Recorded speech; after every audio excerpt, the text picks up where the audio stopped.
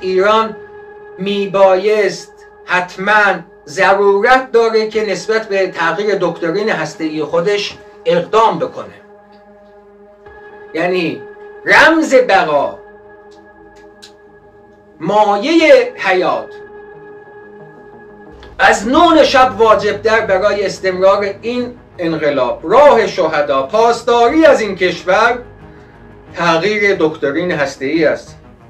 خواهش میکنم اینو من ملتمسانه به تصمیم سازان، تصمیم گیران و عزیزانی که میتونن منتقل کنن و صدای منو میشنون اطلاع میدم. این خواسته عمومی و مطالبه مردمی هست. ما هر موقع قدرتمند شدیم، ما هر موقع زور داشتیم و کنار اون عقلانیت داشتیم و کنار عقلانیت معنویت خودمون رو حفظ کردیم، امید خودمون رو از دست ندادیم، اونجا موفق بودیم.